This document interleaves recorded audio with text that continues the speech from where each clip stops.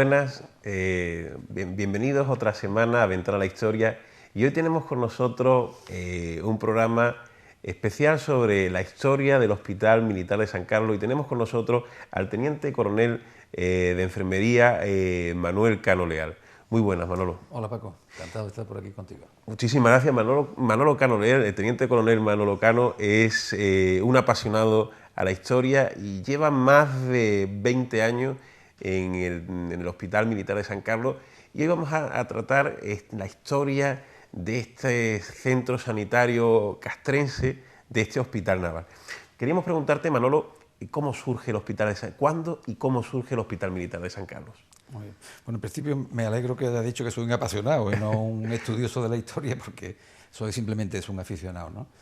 Bueno, la historia, el Hospital de San Carlos surge en un momento que conviene recordar ahora, que fue a finales del siglo XVIII, con una elevación demográfica de obreros, técnicos de todo tipo, cuando se estaba construyendo lo que es la actual población militar de San Carlos, que estaba en aquella época en ebullición, y en el Arsenal de la Carraca.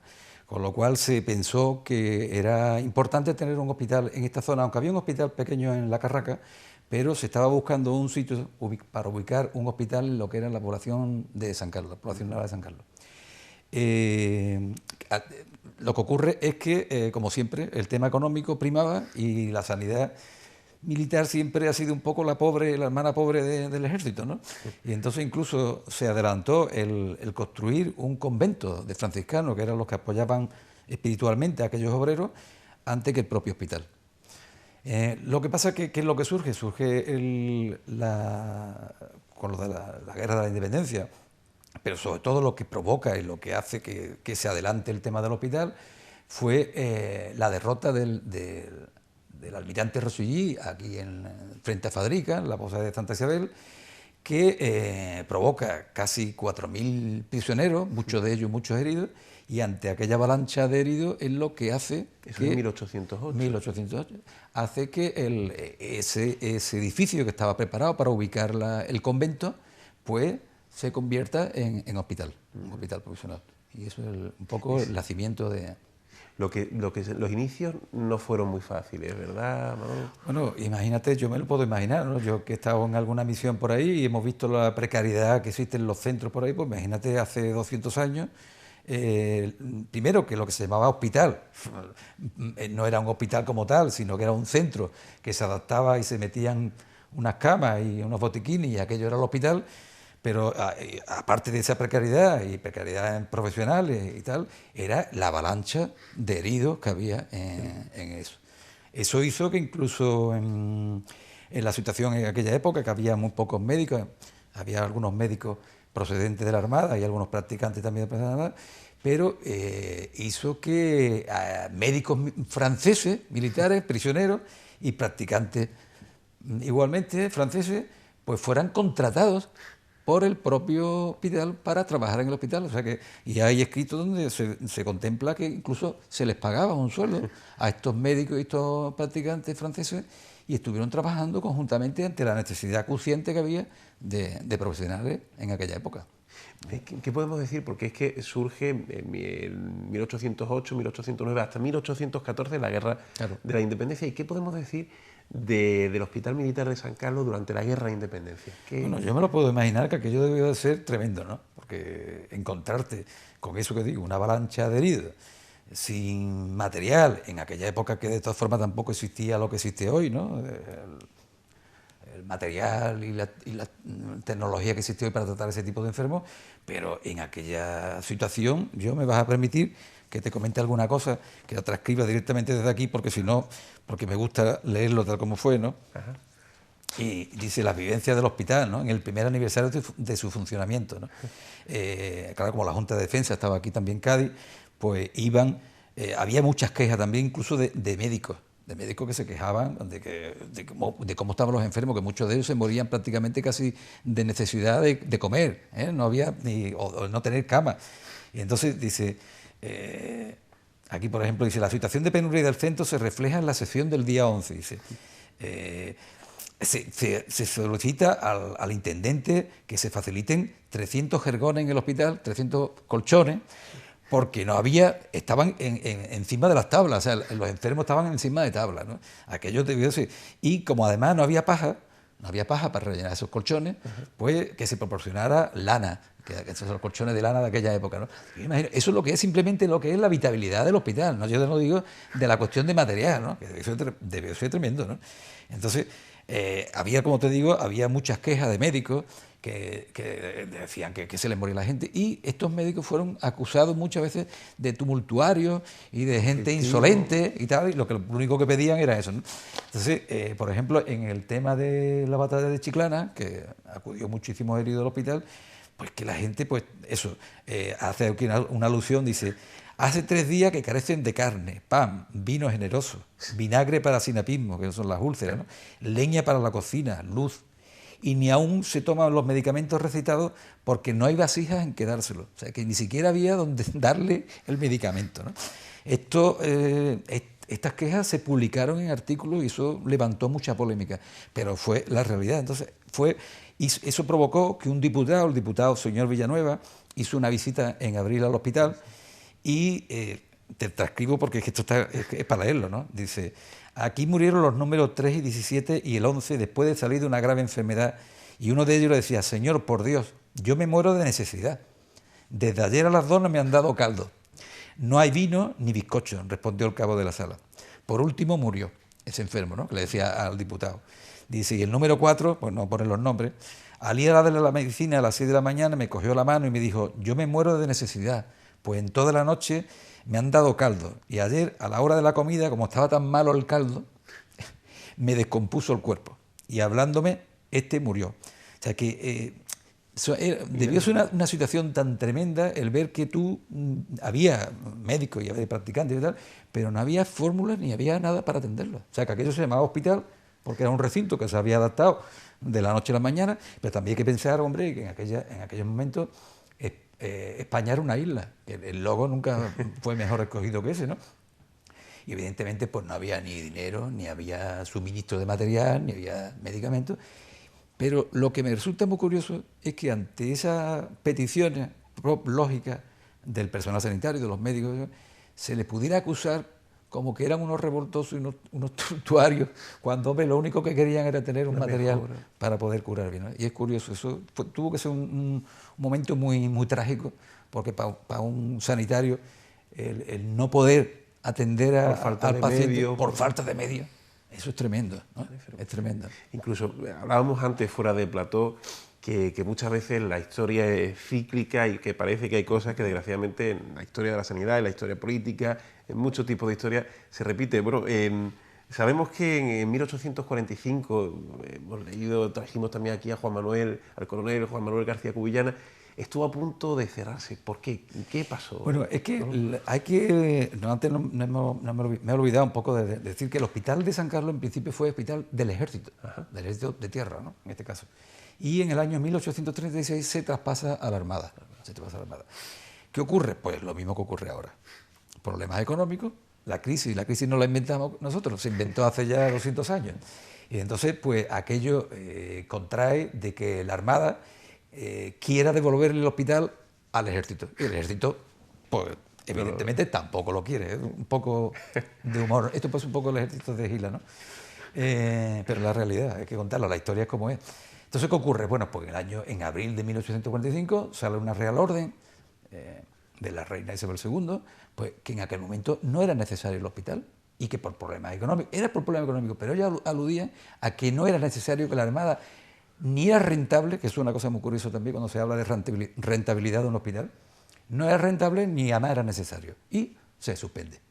Y a los 4 o 5 meses se ve que alguien con un poco de luces le dijo: oye, que el hospital no puede desaparecer porque está en una zona estratégica, como ocurre ahora mismo, y con la excusa de que hacía falta, pero tenían que justificarlo de una forma, pues lo justificaron pues echando al boticario, despidiendo al boticario, hicieron un ERE como ahora. Hicieron más o menos un ERE de 1845. Efectivamente, los ERE tampoco lo inventaron esta gente, estaba inventado. Y echaron al boticario, que fue sustituido por un practicante. Los practicantes en aquella época hacían de boticario, había practicantes boticarios y tenían una formación farmacéutica mínimas para poder atender ese tipo de cosas, y al escribiente. Fueron los dos que pagaron el ERE del hospital y volvió a abrirse el hospital. O sea que ya hace tiempo ya quisieron hacer lo que hoy están haciendo. Y bueno, lo que has comentado, Manolo, de esa importancia estratégica, y menos mal que no lo cerraron, porque pocos años después, estamos hablando de 1845, 14 años más tarde, en 1859, la guerra de África. Claro. ¿Qué pasa en ese momento? Bueno, yo he estado mirando, recortando muchas cosas porque sabía que tú me ibas a preguntar esa historia.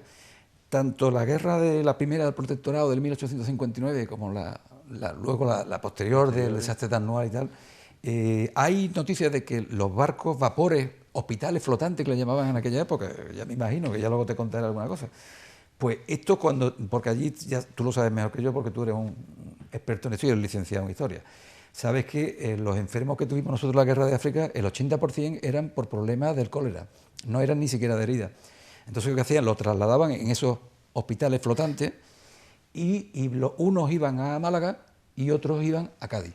Se sabe que aquí a Cádiz traían enfermos que fueron trasladados a los hospitales de aquí de la capital, al puerto de Santa María, que había un hospital que según cuentan estaba bastante bien, y suponemos y supongo que también serían llevados al hospital de San Carlos, que ya funcionaba.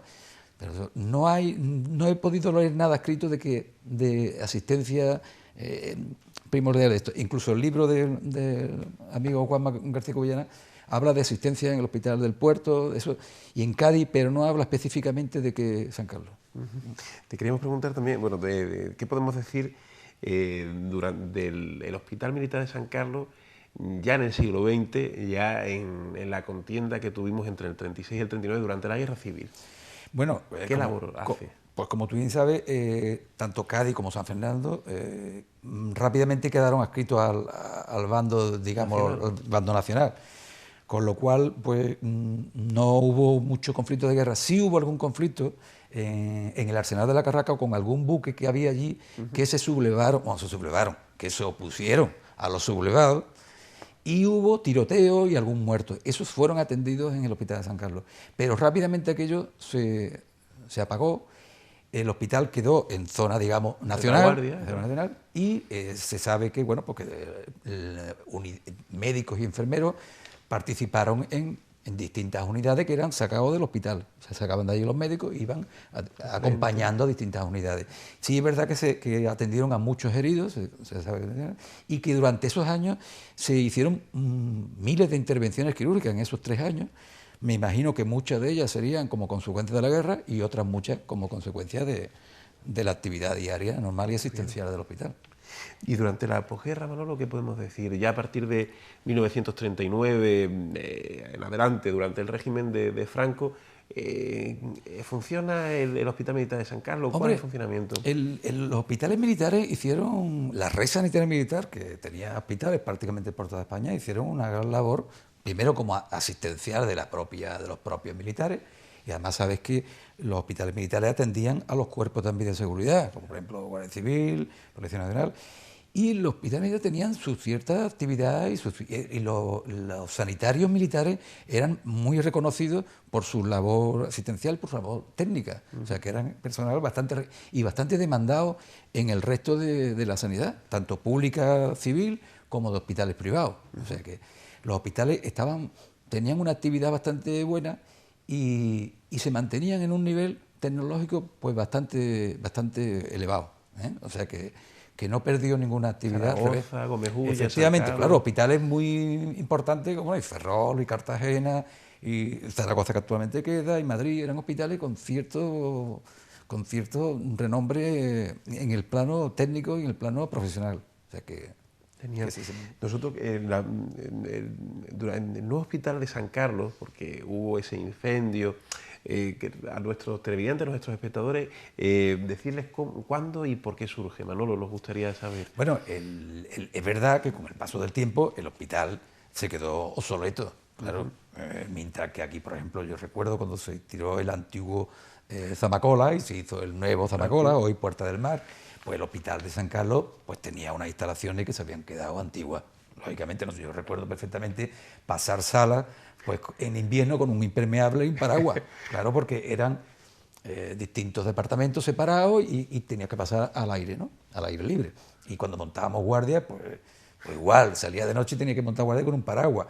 Los enfermos, yo me acuerdo que ginecología y pediatría estaba fuera y era un problema para los niños. Entonces, el hospital se quedó obsoleto, pero no el nuestro, sino la red sanitaria y militar. Y en aquella época pues, se construyeron hospitales nuevos, en Ferrol, en Cartagena, en distintas unidades. Y en San Fernando se hizo el nuevo hospital, que era demandado porque era necesario. Entonces, aquello fue un revulsivo para la sanidad militar, porque además se contrataron enfermeros y médicos militares, civiles, perdón, y eso le dio otro aire al hospital. Fue una especie de empatía con la enfermería, con la sanidad civil, y yo creo que fue una cosa que enriqueció todo lo que era el trabajo tecnológico. Y el Hospital de San Carlos pues tenía un... A finales de los 70 es cuando se inició. En el 81 es cuando pasamos al Hospital Nuevo. Lo que pasa es que luego, con la creación del ISFAF y la opción a que los militares se pasaran a compañías privadas, aquello supuso el declive de la sanidad militar y la muerte de los hospitales militares. Porque mucha gente, muchos militares se pasaron a compañías y fueron, en cierta forma, descapitalizando lo que es los hospitales militares hasta llegar a la situación que estamos hoy, ¿no? Bueno, ahí has comentado la referencia que tenían esos hospitales, incluso en una actividad científica, académica. Yo he leído en el libro de Juan Manuel García Cubillana, te escuché en una conferencia también en Madrid, que hay universitarios que hacen prácticas desde 1988. Yo conozco a alumnos míos de Salus Infirmorum que han estado allí también. ¿Qué podemos decir de esa labor que hace? Efectivamente, allí, cuando la actividad era una actividad que tenía bastante afluencia, pues los alumnos del Salus, y todavía creo que todavía están por allí, pues no solamente aprendían con nosotros, sino que también nosotros nos enriquecíamos también de ellos, ¿no? Porque siempre, incluso el alumno más alumno, siempre aprende algo de ellos.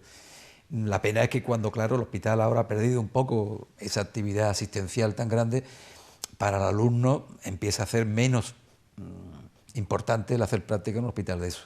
Es una pena.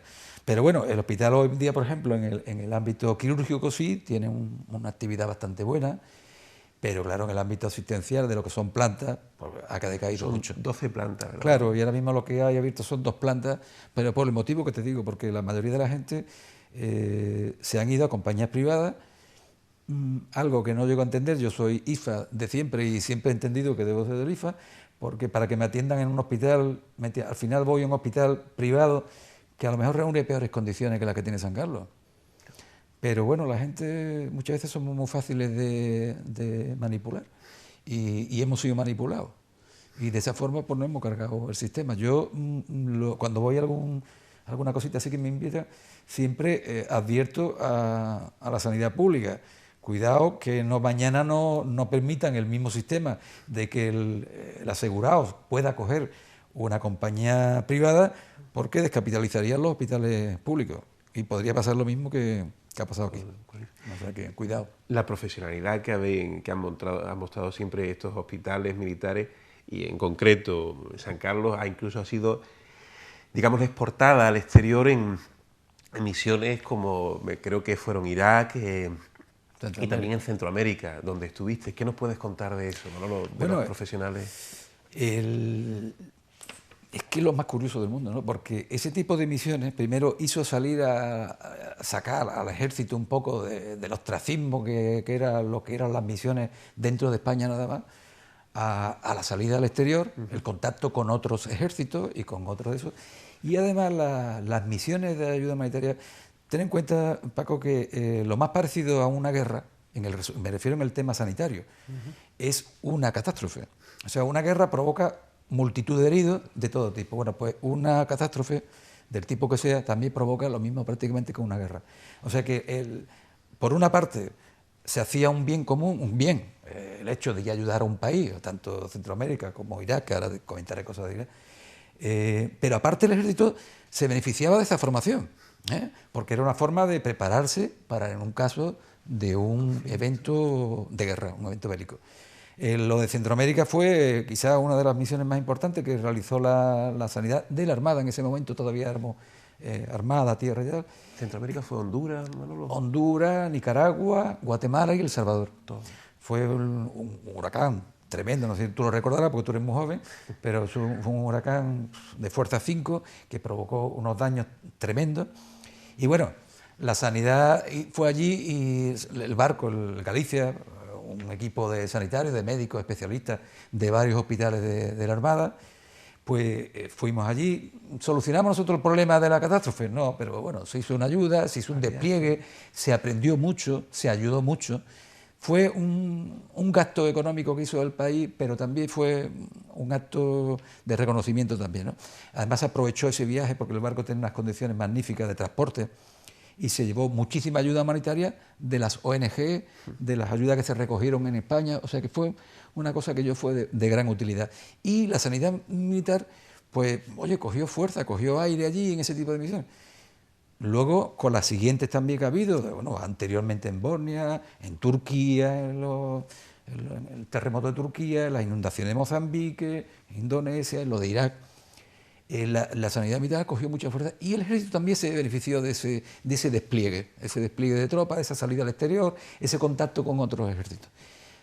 Y parece mentira que cuando la sanidad militar estaba en ese momento de auge, de fuerza, de justificar todo ese tipo de cosas, por temas económicos, por temas, como yo digo muchas veces, Madrid está muy lejos y a veces no se va perdiendo y ahora mismo estamos en la otra punta, en la punta total de eso. Pues efectivamente estuvimos allí, yo recuerdo con alegría, también con nostalgia, porque aquello fue muy duro, el tema de Centroamérica, porque es una situación que ya te digo que es muy parecida a la situación de una guerra, y luego en el tema de Irak, que también fue un tema también bastante importante y muy polémico. ¿Y que allí en Irak, en qué contribuisteis los de San Carlos allí en...? Bueno, a mí me gusta, cuando me preguntan el tema de Irak, yo sé que hubo mucho, hace 10 años ahora, tú también eras muy jovencillo. El tema de Irak, tú sabes que creó mucha polémica, que si la guerra de Irak, que si España participó en la guerra de Irak. La historia hay que contarla como es, no la puedes tergiversar. Tú luego les puedes dar el toque que quieras, pero la historia es como es, ¿no? Cuando lo de Irak, España, yo recuerdo que el presidente era presidente del Consejo Europeo, entonces pues tenía mucha importancia y se veía continuamente el presidente Aznar con el presidente americano Bush, y bueno, aquello que si la guerra sí, la guerra no, y esto y tal. Bueno, la verdad, se alista un buque con la idea de colaborar con los americanos en la guerra. Como comprenderán, los americanos no necesitan mucha colaboración para ir a ninguna guerra, y menos con nosotros, ¿no? Se alista ese barco, el Príncipe de Asturias, y que yo fui en el barco, fuimos en un equipo sanitario, estuvimos unos 10 o 15 días en una zona determinada del estrecho, sin poder comunicar con la familia. Yo creo que el gobierno estuvo dilucidando si participaba como contendiente o no. Al final, yo creo que el presidente o el gobierno decide que no participa en la guerra, el buque vuelve con la prensa y tal, aquel destacamento se disuelve, con lo cual ya lo que es participar como contendiente no es, y sí el gobierno comunica o informa de que va a haber una ayuda humanitaria para el problema, los efectos de la guerra.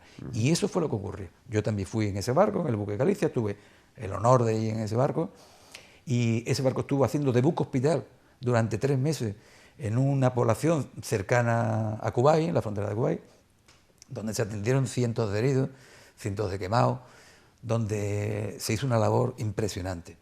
Y a mí me da mucha pena, por eso lo cuento, porque aquello quedaba solamente como que España participó en la guerra, como si fuera muy malo, y sin embargo España lo que participó fue económicamente, porque aquello costó dinero de todos los españoles, y participó con un grupo de militares, sanitarios y no sanitarios, y hicieron una labor tremenda de ayuda humanitaria. Allí no se pegó ningún tiro, ni se hizo ningún ataque de nada, ni nada. Yo se lo vi en primera fila. Fue paliar el sufrimiento que había. Paliar el sufrimiento. Que sí, que tú lo puedes luego contaminar como quieras, pero la historia es la historia y eso fue lo que ocurrió. Posteriormente el buque Galicia se desplazó para España y se desplazó un destacamento al centro de Irak con la misma idea de seguir reconstruyendo un poco lo que se está haciendo en Afganistán ahora. Solo que en Afganistán es más guerra que lo que en aquel momento había en Irak. Después ya aquello cambió. Y lo que estuvieron allí en el centro de Irak, lo que estuvieron haciendo fue reconstruyendo escuelas, ayudando en el plan sanitario, Y esa es la verdad. Cada uno luego que lo interprete como quiera. A mí me encanta siempre, porque el teniente coronel Manuel Cano Leal, siempre, el teniente coronel de la reserva, Manolo, habla siempre, digámosle, sin pelos en la lengua. Y queríamos preguntarte, fuiste secretario de un congreso con motivo del presidente del congreso, del comité, del congreso que tuvo lugar por el bicentenario de la historia del hospital de San Carlos, 1809-2009. ¿Qué pusisteis de relieve en ese congreso de esta rica historia? Bueno, por circunstancias de destino, yo estuve destinado antes en el Hospital de Zaragoza y tocaba al Hospital de Zaragoza organizar el congreso y bueno, pues me tocó a mí, nos tocó al equipo que estábamos allí, yo lo único que era que sí, que presidía el comité organizador, pero el presidente del comité es uno más de un grupo de trabajo, si no es imposible de aquello de formarlo, ¿no? Y se hizo en Zaragoza en el 2008. Ajá. Posteriormente de allí me destinaron a San Carlos y aunque era repetir otra vez el congreso, que ya era, pero sí yo quería destacar el 200 aniversario de la participación de la Isla de León, de San Fernando, en aquel acto, ¿no? Y qué mejor homenaje que un congreso nacional de enfermería de la defensa. Y eso fue lo que hicimos también con un trabajo tremendo, pero con un equipo maravilloso. Se contó con muchísima gente de gran relieve, alguna gente de historia como Teresa Miralles, ¿te acordarás? Siempre en esos congresos hemos procurado que participara, por supuesto, gente de la población civil, tanto gente como del grupo de urgencia y emergencia, el CM 112, gente de aquí de salvamento marítimo, los americanos, los compañeros sanitarios de la base de Rota, que siempre participan con nosotros. Y yo creo que fue un congreso bastante fructífero y muy instructivo, o sea que yo creo que fue una alegría y además celebrarlo en tu pueblo y tener la suerte de presidirlo, que no de organizarlo, porque ya te digo que organizarlo es todo el equipo el que lo organiza, pero aquello de presidir aquello para mí fue un motivo de orgullo, porque yo todo lo que sea defender mi hospital, allí estoy yo. Pues en aras de esa defensa, Manolo, hemos hablado de ese rico pasado que ha tenido el hospital, de ese intenso pasado, que por eso hicisteis este congreso. Y ahora hemos traído aquí muchas instituciones con una larga historia y queremos preguntarte, presente y futuro del Hospital Militar, del Hospital Naval de San Carlos. ¿Cuál es ese presente y ese futuro? Bueno, yo mentiría si te digo que el presente está complicado y el futuro ya no te digo nada. No solamente por el problema económico, sino porque Defensa en su día toma la decisión de reducir hospitales. Al final parece que se van a quedar 3 hospitales. En la actualidad la realidad nos hace ver que ya ni siquiera los 3 hospitales. Yo te reenvío la pregunta a ti, Paco.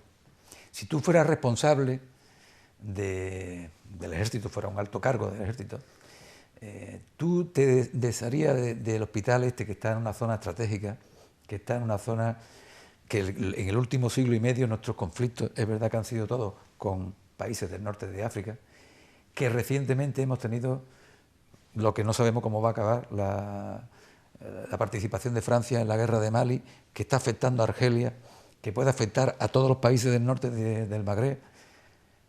¿Tú cerrarías este hospital? En cuestión de geopolítica... Pues tú mismo, tú lo has dicho. Es que coincidimos. Ni Rota, que tienen el hospital de Rota los americanos, y este... Por supuesto, que yo creo que